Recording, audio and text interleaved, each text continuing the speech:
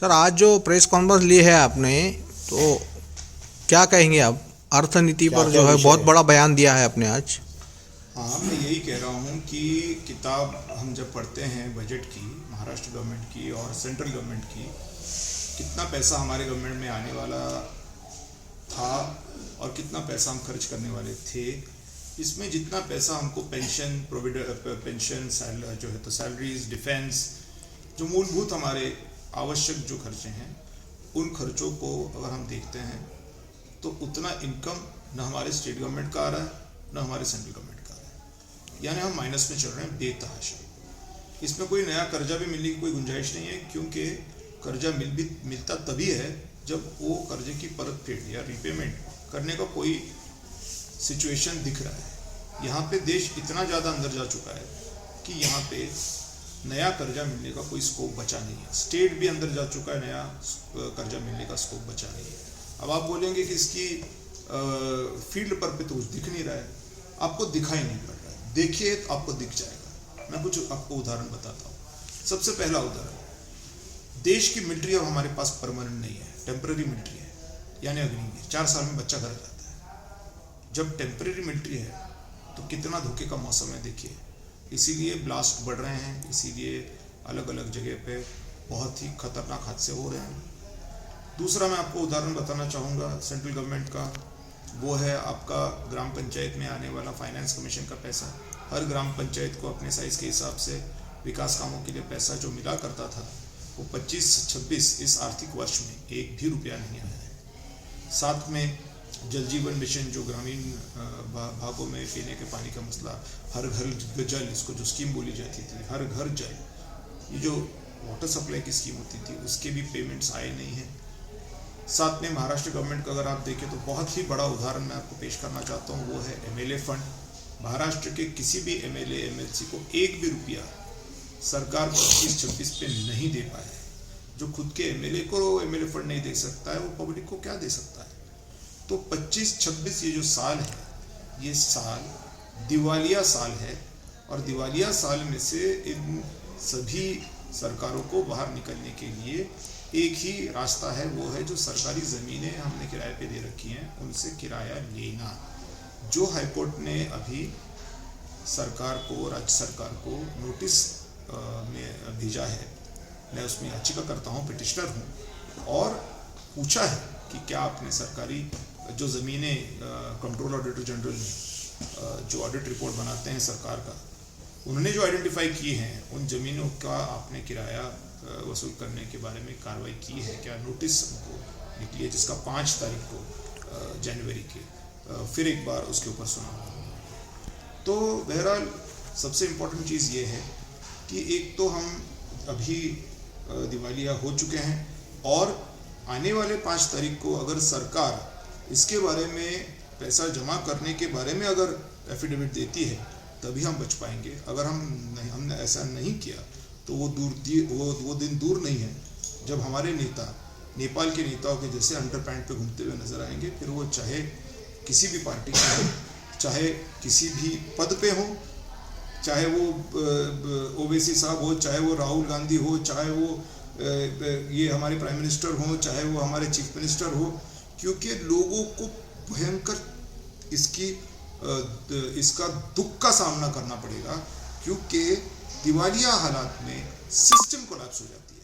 सबसे इम्पोर्टेंट बात, आज हम देख रहे हैं कि जब कोई नेता आता है तब पुलिस सिक्योरिटी रखती है, और थाने में पुलिस नहीं रहते हैं। आज हमारा बर्थ सर्टिफिकेट निकालने के लिए 50 जगह पे जाना पड़ता है, क्योंकि कोई भी अधिकारी उतना लोड बर्दाश्त नहीं कर पा रहा है। आज हम देखते हैं कि एक ग्राम सेवक 6-6, 7-7 ग्राम पंचायत संभाल रहा है, एक तलाटी 8-8, 10-10 सजा संभाल रहा है, एक वार्ड ऑफिसर के क्या हालत है, कितने लोग स्टाफ हमारे पास है, कितने जज हैं, और केसेस कितने हैं। तो ये जो हालात हैं, ये अभी ही इतने भयंकर हैं कि जो पॉपुलेशन ग्रोथ हर साल हो रहा है, जो बच्चे स्कूल में जा रहे हैं, जो बच्चे हमारे नई पैदाइशें हैं, उनको तक हम सपोर्ट सिस्टम नहीं दे पा रहे हैं, न अच्छी शिक्षा दे पा रहे हैं, न उनका हम हेल्थ का हम उनका कुछ कर पा रहे हैं। मैंने जैसे अभी कहा कि वो तो जाने दीजिए, अरे बर्थ सर्टिफिकेट कहाँ निकलना चाहिए, इस पे से बवाल हो जाता है कभी कभी कि घाटी वाले निकालेंगे या म्यूनिसिपल कॉर्पोरेशन वाले निकालेंगे या उस गांव में से निकलेगा बर्थ सर्टिफिकेट जिस गांव के वो बच्चे हैं। इतने मसले हो चुके हैं कि जिसकी कोई हद ही नहीं रही। तो जब आने वाले समय में ये और ज़्यादा हो जाएगा, अभी ही जो सिस्टम ये लेवल पे चल रहा है कि बर्थ सर्टिफिकेट कौन देगा, तो अगली बार अगले साल क्या होने वाला है। तो मेरा ये एक अनुमान है कि इस ईयर एंडिंग के बाद 25-26 के जिस ईयर में कोई भी डेवलपमेंट की स्कीम को पैसा नहीं दे पा रही है सरकार, तो जाहिर सी बात है उसमें से कोई भी ग्रोथ नहीं है। ग्रोथ नहीं है तो जिंदगानियों में सुधार नहीं है।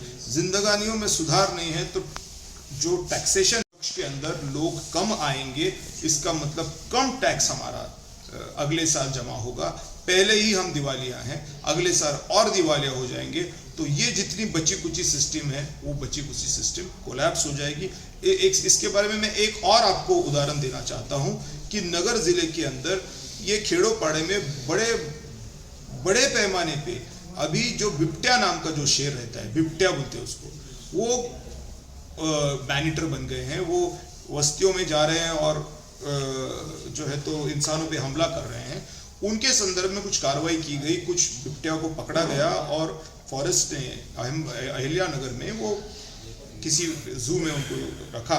तो उनके खाने के लिए हर रोज जितना मांस लगता है उसका जो खर्चा है वो डिपार्टमेंट का जो खर्चा डिपार्टमेंट की जिम्मेदारी है वो नहीं संभाल पा रहे हैं। इसलिए उन्होंने वो जितने भी बिबट्या पकड़े थे वो बिबट्या कहीं और शिफ्ट करने के चक्कर में है आउट ऑफ महाराष्ट्र। तो कल की ये भी हो सकता है कि जेल के भी लोग छोड़ दिए जाएं, क्योंकि जेल में लोगों को खाना नहीं मिलेगा। तो जेल में नहीं खाना, बिबट्या को आज नहीं मिल रहा है, कल लोगों को नहीं मिलेगा। फिर क्या होगा?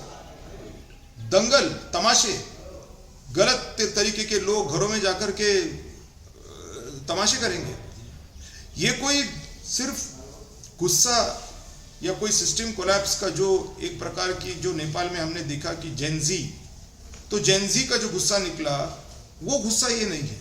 इसके साथ में और एक चीज है, वो है हमारे देश के अंदर जो सियासती लोगों ने एक जहर पेर के रखा हुआ है धर्म का।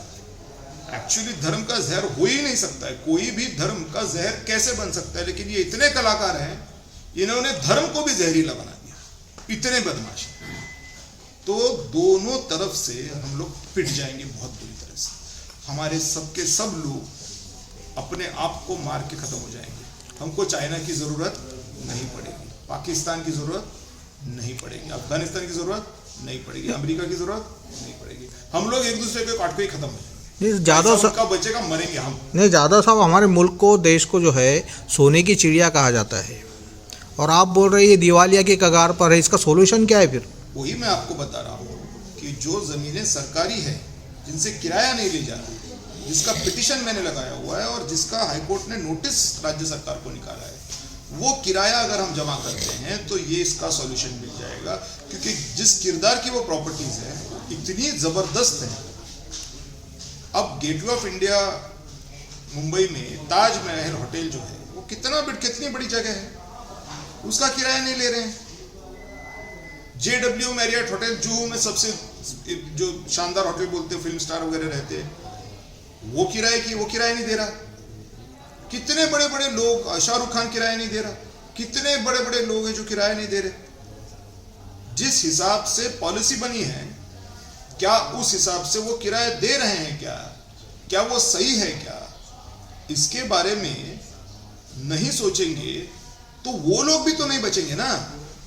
समझदारी से लेने के दिन है, बेवकूफी से या जज्बात से नहीं। अगर किसी के पास इतनी सारी प्रॉपर्टीज, अब ताजमहल होटल जो है वो एक ही जगह पे है क्या मुंबई में? सारी दुनिया में उनके होटल्स हैं। एक होटल का किराया दे दिया तो क्या बिगड़ गया? JW मैरियट पूरी दुनिया में है, एक होटल का किराया दे दिया तो क्या बिगड़ गया? शाहरुख खान साहब की पूरी दुनिया में प्रॉपर्टीज है, एक घर का किराया दे दिया तो क्या बिगड़ गया? और अगर ये किराया देने से मेरा देश बच रहा है तो मुझे देना चाहिए या नहीं देना चाहिए? अच्छा, किराया है, वो जायज मांग है, नाजायज मांग नहीं है। तो जो जायज़ मांग है उसको देंगे तो पैसा इतना आएगा कि आपके जितने भी कर्जे हैं देश के ऊपर, किसानों का कर्जा छोड़ दीजिए, मिडिल क्लास आदमी का कर्जा छोड़ दीजिए, लेकिन देश के ऊपर जो कर्जा है पूरा का पूरा वो नील हो जाएगा। कोई भी टैक्स नहीं लगेगा, इतना पैसा इसके अंदर से हर साल आपको। नहीं, सरकार के पास तो इतने विद्वान लोग हैं, हाँ, स्कॉलर्स है, वो संशोधन क्यों नहीं कर रहे इसमें? वो सोच रहे क्यों नहीं इसके बारे में? वो सरकार को पूछना चाहिए, क्योंकि जो मेरे पास कागजात है वो सरकारी कागजात है, बजट की बुक सरकारी है। हाईकोर्ट ने नोटिस निकाला है तो हाईकोर्ट तो बेवकूफ है नहीं।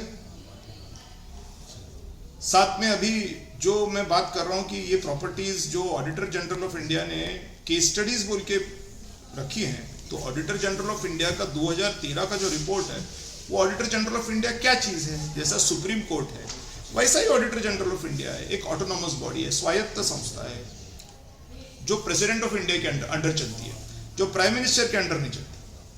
2013 में मोदी जी नहीं थे, 2013 का रिपोर्ट है, मैं उसका इंप्लीमेंटेशन मांग रहा हूं। दो पैसा दो। तो ये पहले के दौर से हालत जो खस्ता है इससे आर्थिक, या मोदी सरकार ही तभी से हो रहा है ये सब?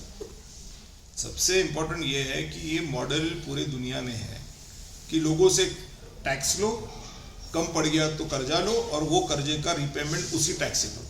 ये मॉडल सिर्फ इंडिया का है क्या? नहीं, पूरे वर्ल्ड का यही मॉडल है, और पूरे वर्ल्ड में ये मॉडल फेल हो चुका है, क्योंकि जो किसी का नहीं है या जो सबका है उसका मालिक अगर मैं अकेला बन जाता हूं तो मेरे अंदर का जो शैतान है वो जागा हो जाता है। अगर आप पैसा भर रहे हो मुझे और वो पैसा कहां लगाना है ये मैंने डिसाइड करना है, तो मैं तो मस्ती करूंगा ही ना। ये तो मनुष्य स्वभाव है, स्वार्थ, लालच आ जाती है इंसान के अंदर। आपने 10 रुपए की नोट रास्ते पे गिर गई तो राम राम अल्लाह अल्लाह करने वाला भी पकड़ के डाल देता अंदर, देख लेता बाद में क्या होना। नहीं, आपने अभी आरोप लगाया सत्ताधारी भागेंगे देश छोड़कर, ये भी आरोप लगाया प्रेस कॉन्फ्रेंस में कि सब सत्ताधारी हो या विपक्ष हो, नेपाल में क्या हुआ है? सबको पकड़ के मारा है, किसको छोड़ा है? जो भी आज तक इस चीज को अंजाम देने के लिए कारणीभूत है, और वो पिटना हमारे देश की इज्जत जाना है। हमारे देश का प्राइम मिनिस्टर पिट रहा है, हमारे देश का सीएम पिट रहा है, हमारे देश का पॉलिटिकल पार्टी का लीडर पिट रहा है, और पूरे वर्ल्ड में उसकी न्यूज जारी है कि ओवैसी को बूट मार के फेंक दिया, इसने हिंदू मुसलमान कर दिया, इसलिए बीजेपी आ गई। बीजेपी के नेताओं को चप्पल मार के फेंक दिया क्योंकि इसने हिंदू हिंदू कर दिया, ये जीत के आया, इसने कुछ करा नहीं। ये पिक्चर जब बीबीसी लंदन में आएगी तो इज्जत किसकी जाएगी? इंडियंस की जाएगी। इंडियन यानी कौन? सब। तो हमारी इज्जत हमारे हाथ से नीलाम होते हुए हमको बड़ा मजा आएगा?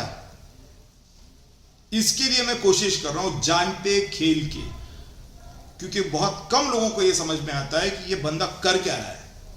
उनको इतना लगता है कि यार इसमें से ये जो थोड़ा बहुत और डीप जाते हैं उनको ये समझ में आता है कि यार ये बंदा झगड़ा ले रहा है तो किससे ले रहा है। कभी बोलता है पीएम पिटेगा, कभी बोलता है ओवैसी पिटेगा, कभी बोलता है राहुल गांधी पिटेगा, ये मुझे अच्छा नहीं लगेगा। ये बोल क्या रहा है? ये किसकी रिस्क ले रहा है? किसके साथ ये खेट रहा है? कभी बोलता है शाहरुख से पैसा जमा करो, कभी बोलता है ताज वाले से पैसा जमा करो, कभी बोलता है जेडब्ल्यू मैरिट वाले से पैसा जमा करो। ये आदमी क्या कर रहा है? ये सत्ता परिवर्तन से कुछ हो सकता है क्या इसमें? ये सत्ता परिवर्तन से कुछ नहीं होने वाला, ये मन परिवर्तन से ही होने वाली चीज है। जब तक आप खुद को इंडियन नहीं समझते हो तब तक आपका कुछ सच्चा नहीं है, चाहे कोई हो। अतिक्रमण को लेकर क्या